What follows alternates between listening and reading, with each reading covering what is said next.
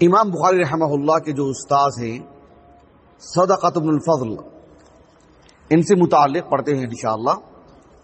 صدقۃ بن الفضل ابو الفضل المروزی، ابو الفضل آپ کی کنیت ہے، یعنی آپ کے والد کے نام پر۔ اس بارے میں تو میں بارہا بتا چکا ہوں کہ صحابہ میں اور خصوصاً تابعین اور ما بعد عام جو روات حدیث ہیں ان میں ایک کثیر تعداد ایسے راویوں کی ہے جن کی کنیت ان کے والد کے نام پر ہے۔ عام طور پر ایک شخص کی جو کنیت ہوتی ہے ان کے فرزندان کے نام پر ہوتی ہے، لیکن روات حدیث کا ایک بڑا حصہ ایسا ہے جن کی کنیت ان کے والد کے نام پر۔ عام مثال کے طور پر ایک عام مثال دیتا ہوں جسے سب واقف ہے، جسے امام ابو عیسیٰ ترمذی رحمہ اللہ، کیا نام ہے آپ کا؟ محمد ابن عیسیٰ۔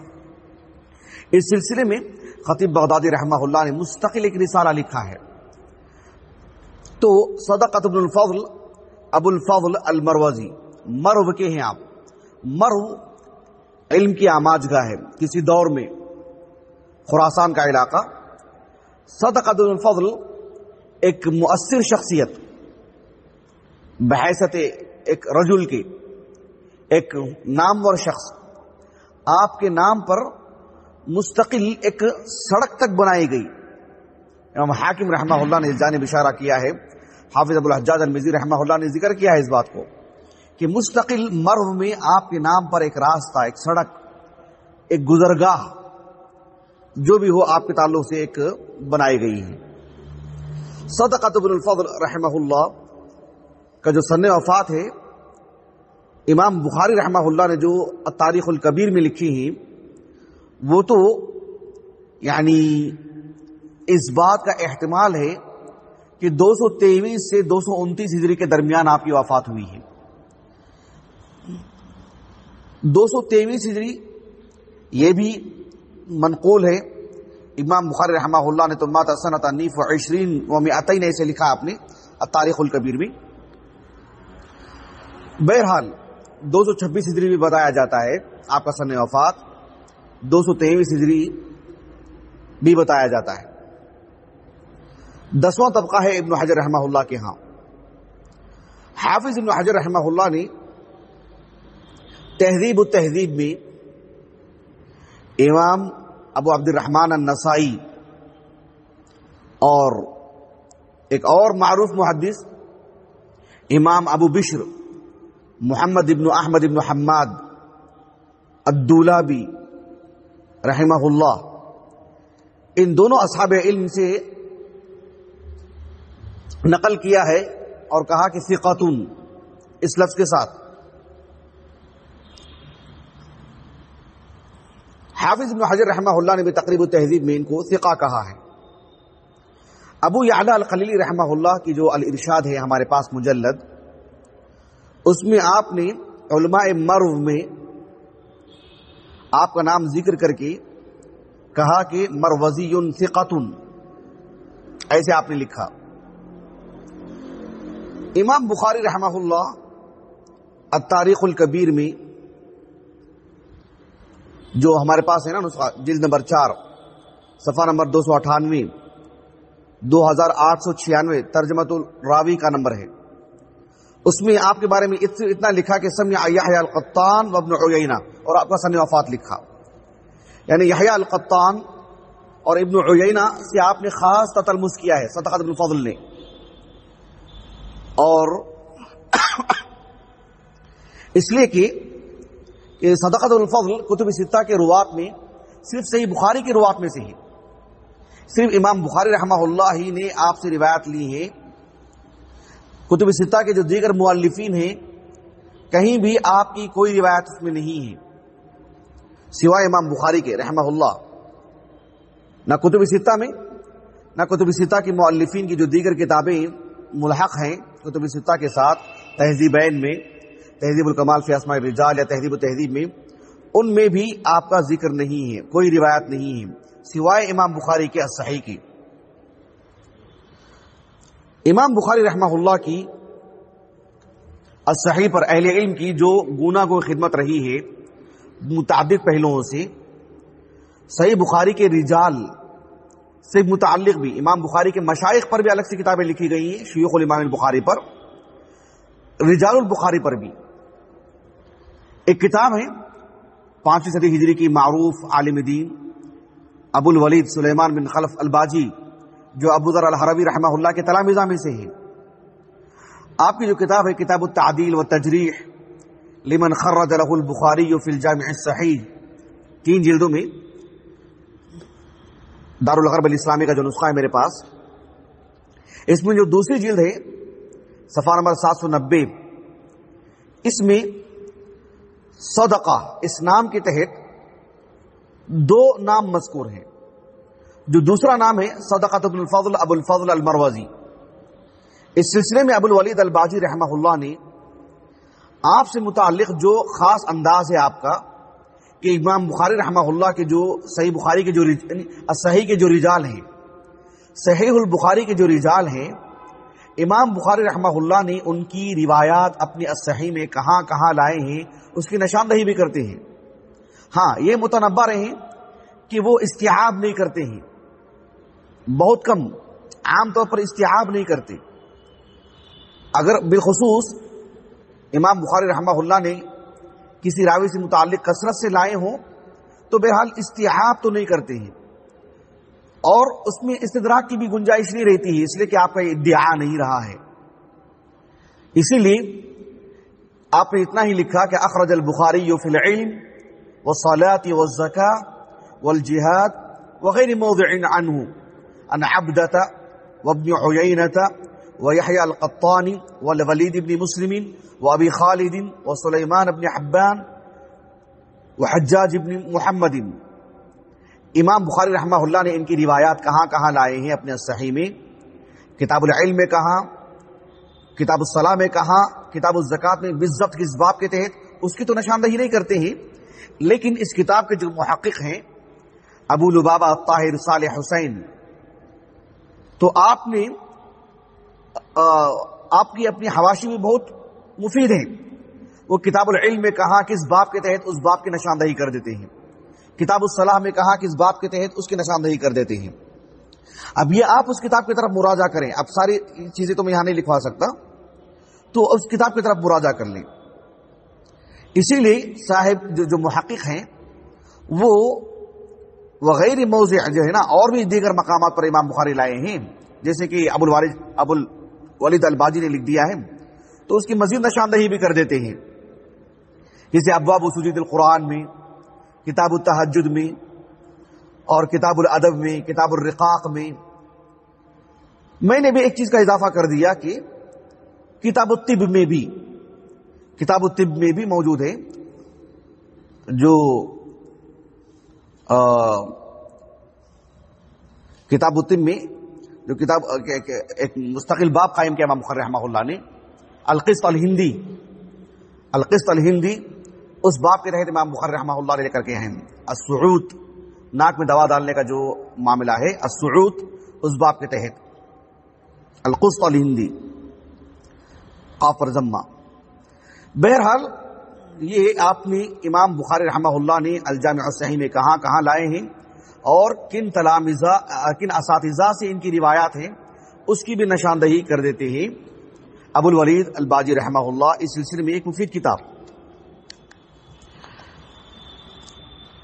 صدقۃ ابن الفضل رحمہ اللہ بحیثیت راوی حدیث، آپ کی وفات، سن وفات، کتب ستہ میں آپ کی روایات کن کن کتابوں میں ہیں، آپ کا طبقہ، اور اہل علم نے آپ کے بارے میں بحیثیت راوی جو بات کہی ہے، ثقاتن والی بات، وہ ہم نے آپ کو بیان کر دی ہے۔ چونکہ یہ صرف صحیح بخاری کے رجال میں سے ہیں، اس جانب میں میں نے اشارہ کر دیا ہے۔ ایک اور بات جو صدقۃ ابن الفضل رحمہ اللہ سے متعلق ہے وہ یہ کہ آپ ائمہ اہل السنہ میں ایک عالی مقام رکھتے ہیں، علماء اہل السنہ میں ایک بڑا نام، اپنے وقت میں، اپنے مقام میں اہل السنہ کی ایک شان، اہل السنہ کے بڑے علماء میں آپ کا شمار ہوتا ہے۔ آپ دیکھو تہذیب الکمال فی اسماء الرجال کے حوالے سے میں آپ کو بتا رہا ہوں کہ وہب بن جریر رحمہ اللہ وہ کہتے ہیں کہ جزا اللہ اسحاق ابن راہوی وصدقہ ویعمر ابن بشر. یعمر ابن بشر یہ عبداللہ بن مبارک رحمہ اللہ کے خاص تلامذہ میں سے ہیں. کہا کہ جزا اللہ اسحاق ابن راہوی وصدقہ ویعمر ابن بشر عن الاسلام خیرا احیوا السنت بارض المشرق. کہا کہ اللہ سبحانہ و تعالی اسحاق ابن راہوی کو، یعمر ابن بشر کو اور صدقۃ بن فضل کو، یہ سب خراسانی علماء ہیں، کہا کہ اللہ سبحانہ و تعالی ان کو بہترین بدلہ عطا فرمائے. اسلام کی خدمت میں ان کا جو رول رہا ہے، کہا کہ احیوا السنت بارض المشرق. مشرق یعنی خراسان، اس اتنے بڑے علاقے میں اہل السنہ والجماعہ کا جو عقیدہ ہے، منہج ہے اہل السنہ والجماعہ کا، منہج عقیدے میں سے بھی زیادہ وسیع لفظ ہے. ہر باب میں، ایمانیات کے باب میں، عقائد کے باب میں، عبادات کے باب میں، ذکر و اذکار کے باب میں، ہر پہلو میں، ہر نوع میں جو درست منہج ہے صحابہ کا، صحابہ کے بعد آپ کے تلامذہ تابعین کا، تو اس موقف کو، اس منہج کو آپ نے جو ہے عام کیا. آپ دیکھو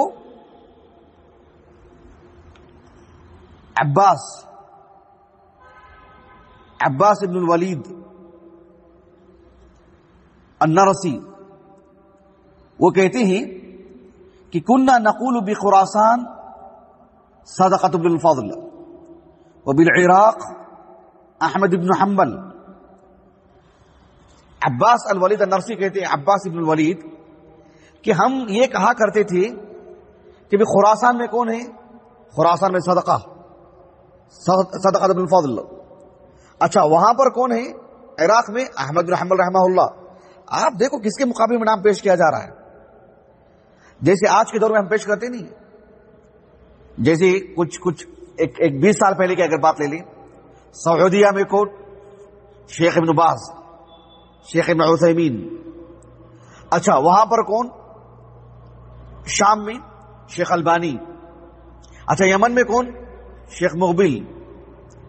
اس طرح کے جو ایک بڑے علاقے کے تحت ایک بڑی شخصیت کا نام جو اہل السنہ کے ایک بڑے امام مانے جاتے ہیں، اس اعتبار سے اس نہے سے نام لیا جاتا تھا.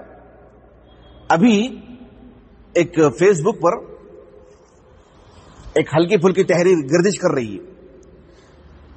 شیخ عارف جاوید حفظہ اللہ جو کویت میں رہتے ہیں، ان کے حوالے سے گردش کر رہی ہے. اس میں بات کیا ہے؟ انہوں نے کہا کہ جو ہے میں نے شیخ صلاح الدین مقبول حفظہ اللہ، جو عرب میں بھی عجم میں بھی اہل علم کے درمیان معروف شخصیت، ایک معروف نام، بڑا نام، ان کے حوالے سے کہا کہ انہوں نے کہا کہ جو ہے بر صغیر میں علم حدیث کی جو سب سے بڑی شخصیت ہے وہ ہے مولانا ارشاد اللہ خاصری حفظہ اللہ ومتعہ اللہ بالصحہ والعافیہ. دیکھیں میں بحیثیت ایک طالب علم یہ بات کہہ سکتا ہوں کہ مولانا ارشاد اللہ خاصری حفظہ اللہ کی کتابیں ہم نے بھی پڑھی ہیں، اور علم حدیث میں آپ کی جو خدمت رہی ہے، جو تحقیقات آپ کی ہیں، جو مطلب سبحان اللہ تمکن اللہ نے آپ کو عطا کیا ہے. لیکن ایک بڑی شخصیت جب نام لے کر کے بتاتے ہیں کہ بر صغیر میں علم حدیث کی ایک بڑی شخصیت، یہ اس سے کیا ہے؟ ایک حسن پیدا ہو جاتا ہے، ایک اعتبار پیدا ہو جاتا ہے، ایک اعتماد پیدا ہو جاتا ہے. اور جو ہے اس طرح کے بڑے لوگوں کے لیے بڑی شخصیتیں جب نام لیتی ہیں تب جا کر کے ایک یعنی ایک علم کا بھرم رہتا ہے. تو یہ ہر زمانے میں ایک یہ معاملہ رہا ہے.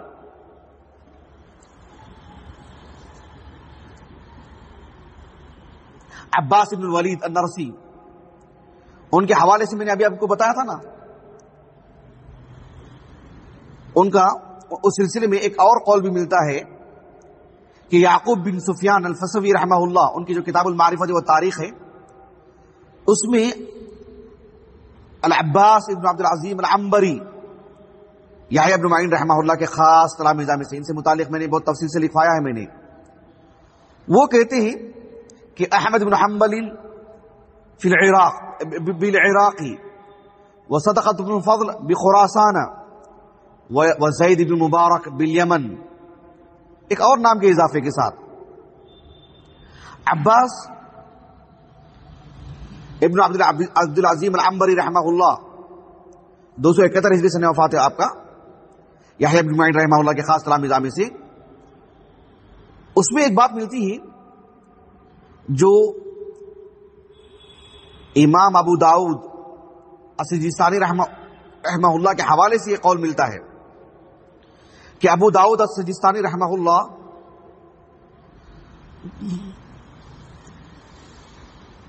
آپ کا یہ قول کہاں ہے کہ امام البرقانی رحمہ اللہ نے جو امام دارقطنی رحمہ اللہ سے جو سوالات کیے ہیں نا، اس میں یہ بات موجود ہے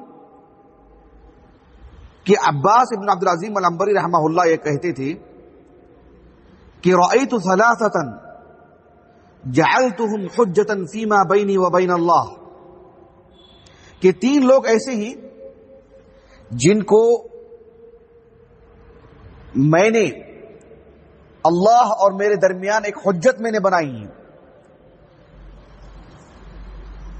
اس بات کو سمجھنے کے لیے کیسے کہ گویا کہ آپ نے ان سے جو تعلق رکھا، ان سے جو علمی استفادہ کیا، ان سے جو علمی وابستگی رہی اور ان سے جو جڑے رہے اور ان کے لیے جو تعاون انہوں نے کیا اللہ کے دین کی خاطر، ان سے لیا، ان سے علم حاصل کیا، تو معنی یہ ہوتا ہے کہ اللہ سبحانہ و تعالی کی خاطر ایک شخص جب یہ کہتا ہے کہ میں نے فلاں کو اللہ کی خاطر حجت بنایا ہے، مطلب میرا ان سے جو تعلق ہے، میری ان سے جو وابستگی ہے وہ خالص اللہ کی خاطر، خالص اللہ کے لیے.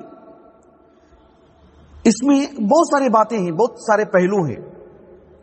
آپ دیکھو مولانا عبد المنان وزیر آبادی رحمہ اللہ بر صغیر کے معروف عالم دین، محدث، نابینا عالم دین، آپ نے ایک مرتبہ مولانا ثناء اللہ مرسلی رحمہ اللہ کا ہاتھ پکڑ کر کے کہا کہ کل اللہ سبحانہ و تعالیٰ مجھ سے پوچھیں گے کہ تم نے کیا لائے ہیں، کیا تمہارے اعمال ہیں، تو میں کہوں گا کہ دیکھو مولانا ثناء اللہ مرسلی رحمہ اللہ. حالانکہ مولانا ثناء اللہ مرسلی رحمہ اللہ تلمیذ ہے ان کی، لیکن حیثیت عالم دین ان کی جو خدمات رہی ہیں، ان کی جو پہل رہی ہے اور جو وسعت رہی ہے آپ کی جو میادین میں، اس پہلو سے، اس وابستگی کے تحت آپ نے بات کہی. ان سب باتوں سے آپ اندازہ لگا سکتے ہیں کہ صدقۃ بن الفضل رحمہ اللہ کی شخصیت بحیثیت امام اہل السنہ اپنے وقت میں اپنے علاقے میں کس قدر مؤثر رہی ہے. اسی لیے حافظ ابن حبان رحمہ اللہ نے اپنے الثقات میں جب آپ کے بارے میں جو لکھا کہ آپ ابن عیینہ سے روایت کرتے ہیں اور محمد ابن نصر المروزی آپ سے روایت کرتے ہیں، اور آخر میں لکھا کان صاحب حدیث و سنہ، کان صاحب حدیث و سنہ، کہ آپ ایک راوی حدیث، علم حدیث، حدیث بیانی میں راوی حدیث کے طور پر آپ ایک عالی مقام پر ہیں، اور آپ صاحب السنہ ہیں، یعنی آپ اہل السنہ کے بڑے علماء میں سے ہیں. حافظ ابو الحجاج المزی رحمہ اللہ نے آپ کا جو ترجمہ حیات لکھا ہے، آخر میں اس بات کو لکھ کر کے ختم کیا اس ترجمہ حیات کو کہ وَكَانَ مِنَ الْمَذْكُورِينَ بِالْعِلْمِ وَفَضْلِ، وَكَانَ مِنَ الْمَذْكُورِينَ بِالْعِلْمِ وَالْفَضْلِ وَالسُّنَّةِ، کہ آپ اصحاب علم، اصحاب فضل اور اہل السنہ کے ائمہ میں آپ جو ہے مطلب شمار ہوتے ہیں. یہ رہے صدقۃ بن الفضل رحمہ اللہ.